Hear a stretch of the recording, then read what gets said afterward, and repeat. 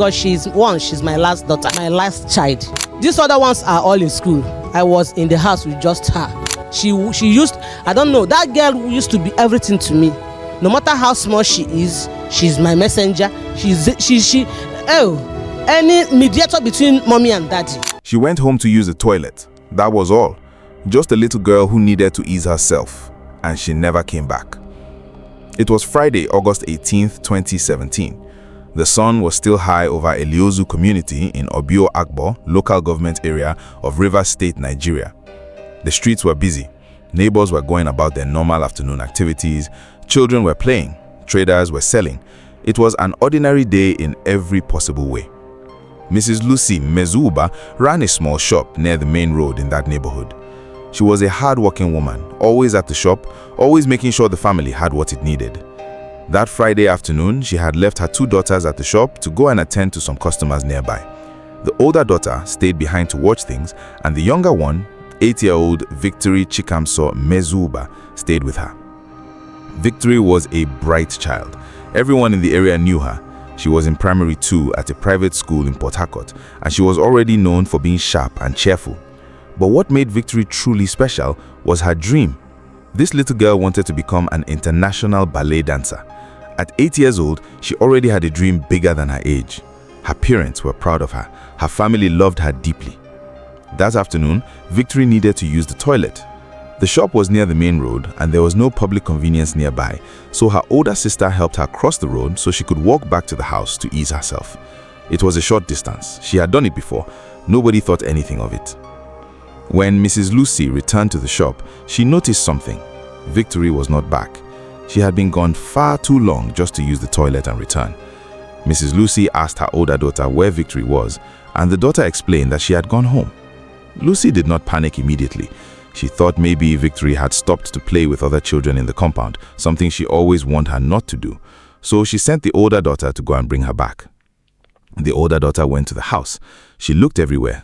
Victory was not there. She was not in the compound. She was not with any of the other children. She was simply gone. The older daughter returned to the shop alone, and that was when Mrs. Lucy felt the first real pull of fear in her chest. A healthy 8-year-old girl had walked home to use the toilet and disappeared. No one had seen her leave. No one had seen where she went. Just like that, her little girl was gone. Mrs. Lucy and her family began asking around. They asked the neighbors. They walked through the area calling Victory's name. Nobody had seen her. The search was getting serious now. Every mother's worst fear was beginning to take shape. There was one person the family kept coming back to during their search. His name was Ifeanyichukwu Maxwell Dike. He was 23 years old and a 200-level physics student at the University of Port Harcourt. He lived in the same area on Messiah Street in Eliozu. He was actually a cousin to Victory's father, Dr. Ernest Mezuba, and both of them came from the same community in Imo State. Because of this family connection, little Victory called him uncle. She trusted him. But there was even more reason for the family to trust Dike. He was a teacher at the same private school where Victory was enrolled. He was also a chorister at the same church the family attended. Dr. Ernest even used to give Dike some of his old clothes because he genuinely cared for this young relative. To every eye that could see, Dike was a trusted family member, a student, a teacher, a churchgoer, a neighbor. Victory's elder sister went to Dike's area to ask if he had seen the missing girl. His answer? He said no, he had not seen her. But when the sister came back a second time to ask again, Dike said something that stopped her cold. He told her, "If you don't see Victory, won't you go and rest?" Think about that. A little girl was missing. The family was searching with fear in their hearts, and this man, this so-called uncle, told her sister to just go and rest if she could not find her. That was not the response of someone who cared. That was the response of someone who already knew why Victory was not coming back. But the family did not fully read those words yet. They were too busy searching. Mrs. Lucy herself went to Dike's compound later.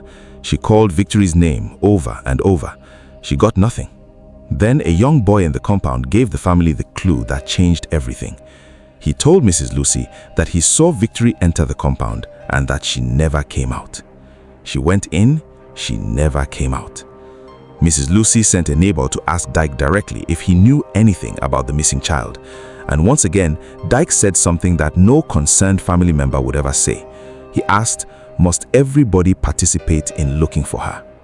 Something was very wrong, but no one knew just how wrong.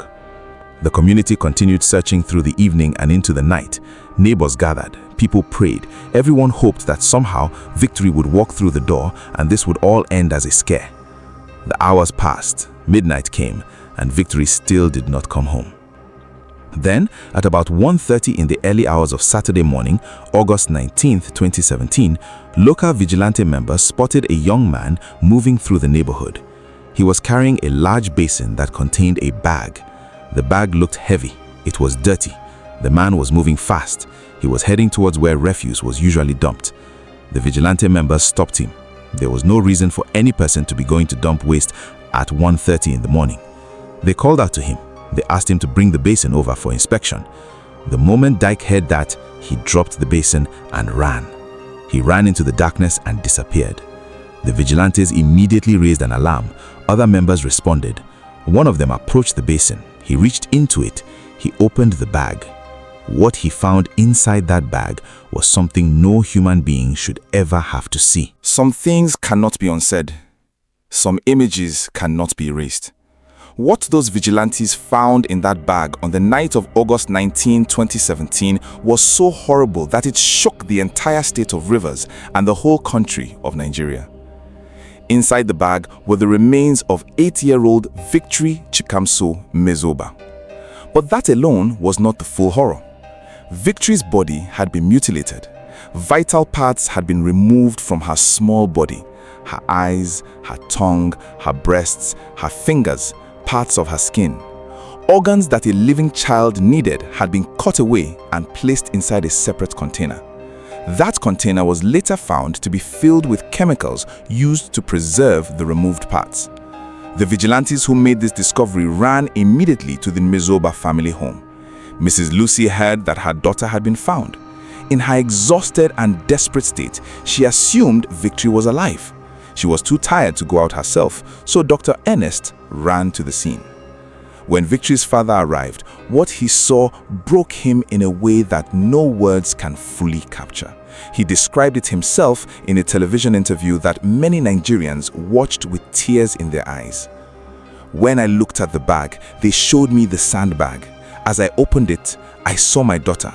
The 2 eyes are off, the tongue is off, one of the breasts is off, the 2 small fingers are off, and at the center he carved out here. I started shouting, "This is not ordinary." Dr. Ernest Mezoba is a father who had to open a bag and find what was left of his daughter. Let that sit with you for a moment. Ifeanyichukwu Maxwell Dike, the man who called himself Victory's uncle, the man who taught at her school, the man who sang in her family's church, the man her father gave clothes to, had taken that little girl into his room, taken advantage of her, ended her life, and then cut her body apart for what investigators would later confirm was a money ritual. The vigilantes who had chased Dike when he ran were eventually joined by police officers from the Okboro police station. Dike was eventually caught and brought in. He was arrested on August 19, 2017 at Eliozu community in Obio Akbo local government area. At the police station, when asked about the missing body parts, he confessed and even directed officers to the container where he had stored the organs in chemicals. The police confirmed it themselves. The eyes, the tongue, the nose, and other parts were there, preserved. Now here is where the story gets even darker. Dike did not act alone. He had not come up with this plan by himself. Investigators discovered that there was another man behind all of this. His name was Ugochukwu Nuamiro. He was someone who had been in the same compound as Dike and had, according to reports, suddenly become wealthy in a way that raised questions.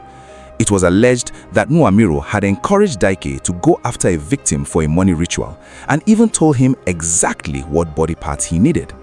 After Dike ended Victory's life and harvested the organs, he sent a text message to Nuamiro telling him that he had completed the task. They had agreed on a location to hand over the parts. That meeting never happened because vigilantes caught Dike first. When Dike was interrogated, he stated clearly that he had been pushed into the act by Nuamiro. He said Nwaamiro had told him that this was the path to financial independence, that if he delivered the required body parts, money would come. And Dike, a 23-year-old university student who should have had his whole future ahead of him, chose to take the life of an innocent 8-year-old girl to chase money that was never going to come. The victim was a child he called family.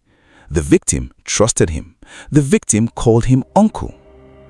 Right now, before we go further, I want you to do one thing. Type the name Victory Chikamso in the comment section below. Just her name, because this child deserves to be remembered. She deserved to grow up. She deserved to dance. Type her name so the world keeps saying it. And while you're there, if you are watching Trem Crime Zone for the first time and you have not subscribed yet, please do it right now. Here's why. These are real stories about real people, real Nigerian families, real communities. When you subscribe, you make sure these stories reach more people. Awareness saves lives. Your subscription is not just a number, it tells the algorithm to push this content to others who need to hear it. Hit the subscribe button and the bell icon right now. We drop new stories regularly and you do not want to miss them. Now, back to the case. The community of Eliozu was in shock. News of what had happened to Victory spread fast, first across Port Harcourt, then across Nigeria, then to Nigerians living all over the world. Parents held their children tighter. People looked at their neighbors with different eyes. How could someone who taught a child at school, someone who sang in the same church as her parents, someone who received gifts from her father, how could that same person do something so unspeakable? Dr. Ernest and Mrs. Lucy were surrounded by neighbors, friends, and community members. The church they attended was devastated. The private school where Victory studied was in mourning.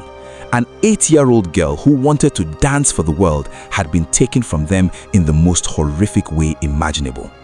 But now came another chapter of pain, because the system that was supposed to protect this family was about to let them down in a way that nobody expected. Ifeanyichukwu Maxwell Dike was in handcuffs. He was in police custody. He had already confessed. The evidence was there. His own words, the container of organs, the witnesses. Justice seemed close. For the Namuzuuba family, despite their unbearable grief, there was at least the comfort of knowing that the man who took their daughter was behind bars. That comfort would not last long. After Dike was initially arrested by the vigilantes and handed to the Okboro police station, it was decided that the case needed to be transferred to the State Criminal Investigation Department, known as the SCID, in Port Harcourt. Dr. Ernest himself joined the police in transporting Dike and the remains of his daughter to the SCID. He was there. He was present. He wanted to make sure the case was properly documented and that nothing was lost. At the SCID that night, there was a problem that should embarrass every Nigerian institution. There was no electricity in the building. The entire SCID facility was in darkness. Officers had to write their statements by candlelight. An investigation department handling one of the most disturbing child murders River State had ever seen, and there was no light. A police officer named John Bosco Okoronze was assigned to assist with the documentation. Because Dike needed to write his own statement, John Bosco removed his handcuffs to make it easier for him to write. That in itself was already a security risk. But it got worse. After the statement was completed, John Bosco did not put the handcuffs back on Dike. He simply told the investigating police officer to come and put the suspect in the cell. In that moment between one instruction and the next, in that dark facility with no electricity, Ifeanyichukwu Maxwell Dike walked away. He disappeared into the night. The next sounds Dr. Ernest heard were police officers shouting, "Hold him! Hold him! Grab him!" Officers came out with torches and checked under cars in the station compound. Dike was gone.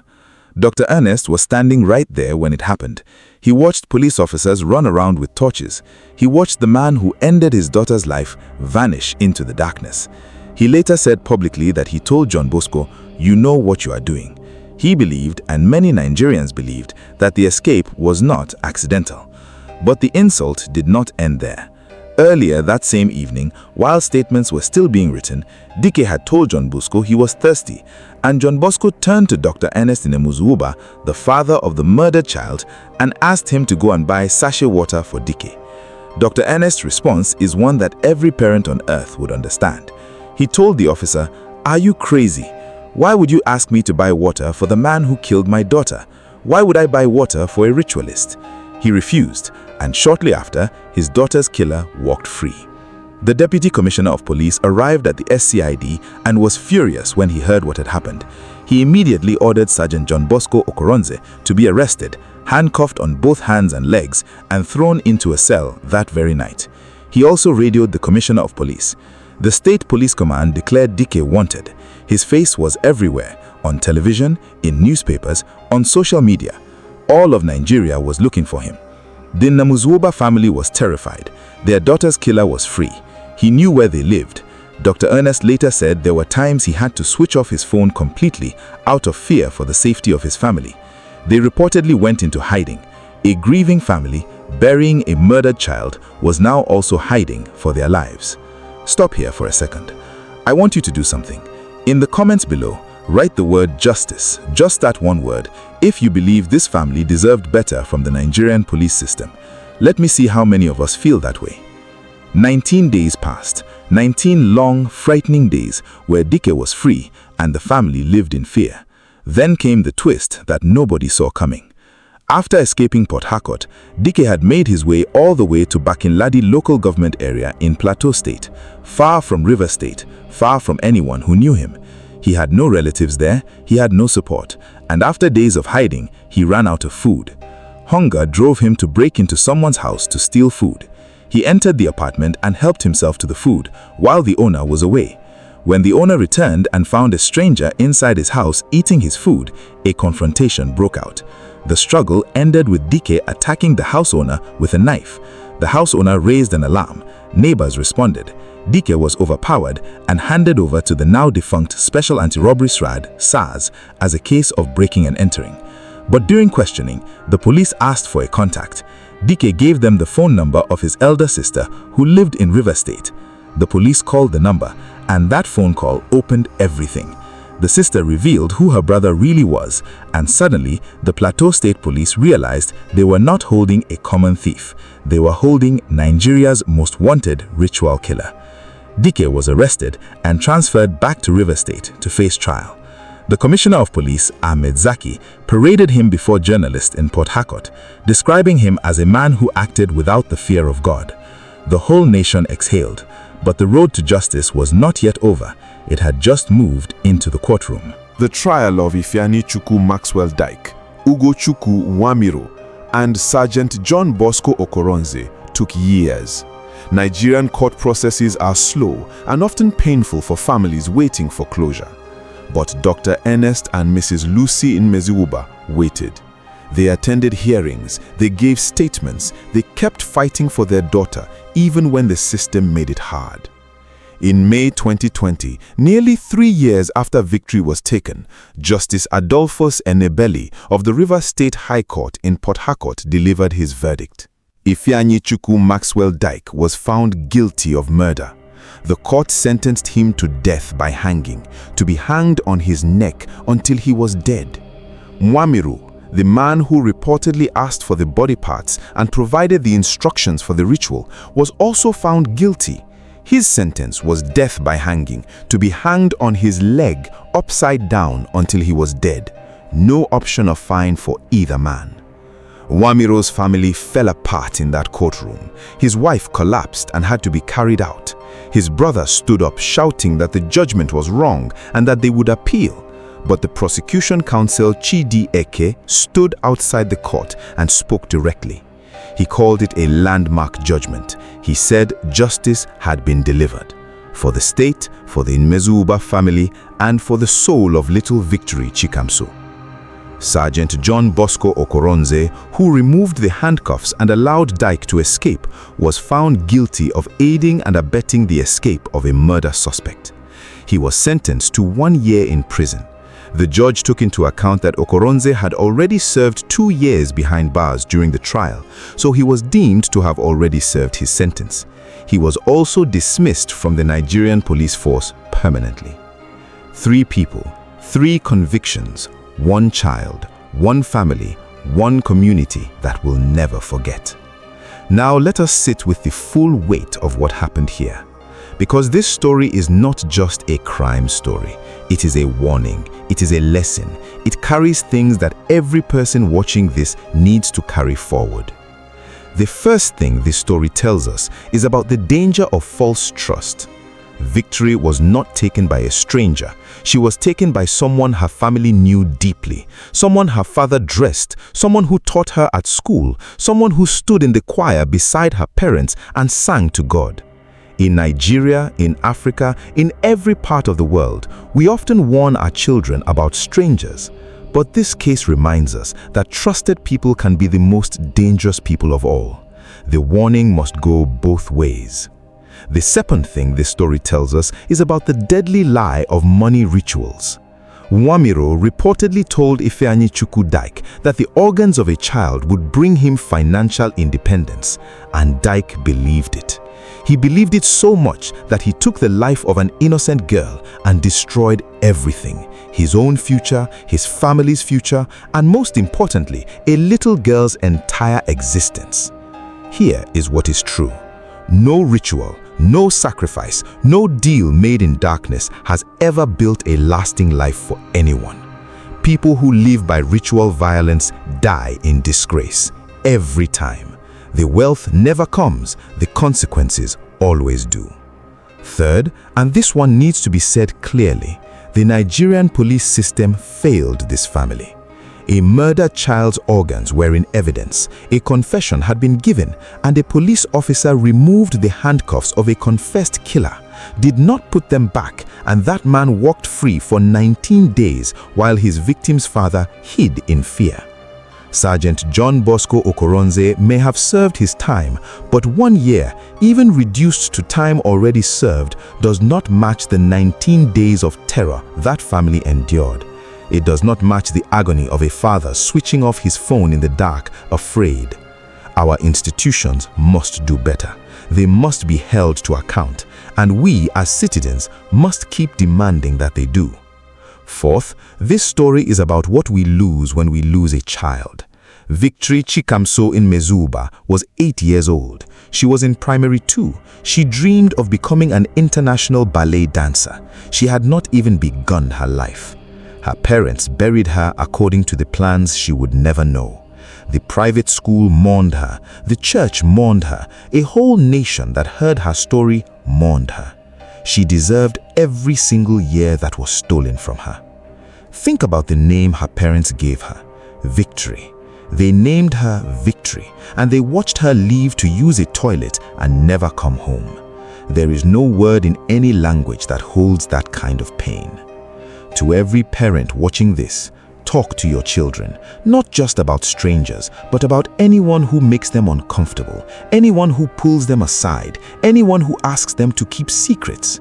Teach them that their body belongs to them. Teach them to shout. Teach them that it is always safe to tell a parent, a teacher, or a trusted adult if something does not feel right. The conversation might feel unnecessary today. It could save their lives tomorrow. To every young person watching this, desperation for money is real. Life can be hard. You can be broke and frustrated and feel like there is no way out. But no shortcut that requires the blood of an innocent person leads anywhere worth going. Every person in this case who chased the shortcut ended up on death row or in a prison cell. The path forward is long and sometimes painful, but it is the only real path. And to Victory Chikamso in Mezuba yourself, this channel says your name. This community remembers you. You were not just a victim, you were a daughter, a sister, a student, a dreamer, a child of God who wanted to dance for the world. The men who took your life have been judged. Justice came, not fast enough and not painlessly, but it came. May your young soul rest in perfect peace. That is the story of Victory Chikamso, a case that broke Nigeria's heart in 2017 and took 3 years to reach justice. What are your thoughts on this case? Was the sentence strong enough? Do you think Sergeant John Bosco Okoronze deserved more time? Drop your comments below. Every opinion matters on this channel. If this story moved you, share it.